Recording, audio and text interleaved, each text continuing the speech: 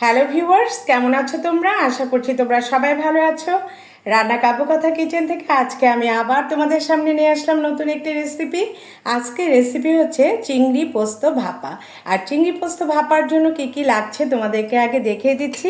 চিংড়ি পোস্ত ভাপার জন্য লাগছে 1 বাটি চিংড়ি মাছ, তারপরে লাগছে দেখো 1 বাটি পোস্ত বাটা, তারপরে লাগছে 1 বাটি সর্ষে বাটা এবং কিছু কাঁচামরিচ, লাগছে স্কোয়ারের সর্ষের তেল, লাগছে রসুন এবং পেঁয়াজ বাটা এবং লাগছে পরিমাণ মতো লবণ।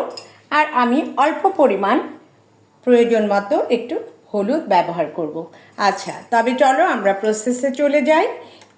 আমরা একটা বাটিতে একে একে এখানে চিংড়ি মাছ, পোস্ত বাটা এবং মরিচ বাটা, সরষের তেল দিয়ে এটাকে দেখো আমি সুন্দর করে মেখে নিচ্ছি। এখানে পরিমাণ মতো লবণ দিয়েছি, হলুদটা আমি দেব এটাকে একটু কালার করবার জন্য। তোমরা দেখতে পাচ্ছ সবাই, আমার কাছে মনে হয়েছে এখানে একটু লবণ লাগবে, এই জন্য আমি লবণ দিয়ে দিলাম।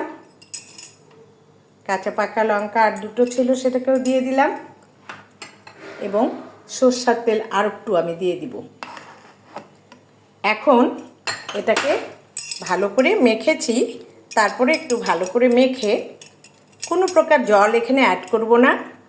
ভালো করে মাখা হয়ে গেছে। দেখো চিংড়ি মাছগুলি সুন্দরভাবে এখানে মশলা ঢুকে গেছে। ভালো করে মেখে দিলে মশলাটা ভেতরে ঢুকলে এবং ভাপে যে এটা হয়ে যাবে, বেশি সময়ও লাগবে না। এবং দেখো ভাপে দেবার জন্য আমি কি করেছি সেটা তোমাদেরকে দেখিয়ে দিব। দেখো সুন্দর করে আমার মাখা হয়ে গেছে। আর এখানে চিংড়ি মাছটি ভাপে দেবার জন্য আমি এখানে দেখো গরম জল বসিয়ে রেখেছি এবং এখানে আমি তোমাদেরকে দেখিয়ে দিচ্ছি গরম জল আগে থেকে ফুটতে দিয়ে রেখেছি। এবং এখানে আমি এখন এই যে এখানে যে আমি এটা তৈরি করে রেখেছি, এটাকে এখন আমি এই ভাপে এখানে দেখো বসিয়ে দিলাম এবং এই যে ঢাকনাটা আছে, ঢাকনা দিয়ে ঢেকে কিছুক্ষণ সময় অপেক্ষা করব। চিংড়ি মাছটি তোমরা প্রথমে আগে সুন্দরভাবে খোসা ছাড়িয়েও নিতে পারো, আবার নাও নিতে পারো, কারণ অনেকে খোসা ছাড়িয়ে নেয়, অনেকে খোসা ছেড়ে নেয় না। তোমাদের যেটা পছন্দ তোমরা করে নিও। আমি কিন্তু খোসা ছেড়ে নিয়েছি।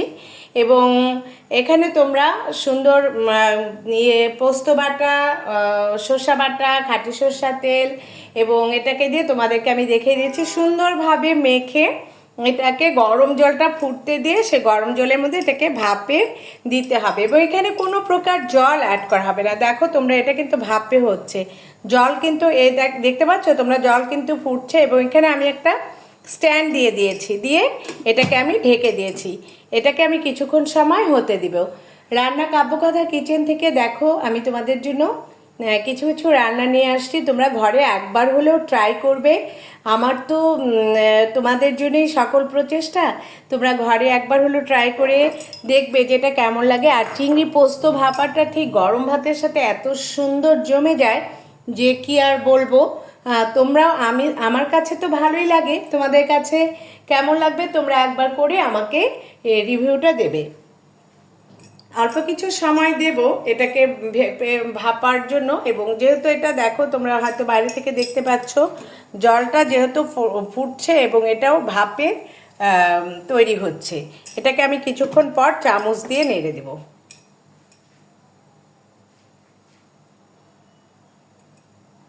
ঢাকনাটা উঠিয়ে এখন আমি একটা চামচ দিয়ে এটাকে একটু উল্টে পাল্টে দিব।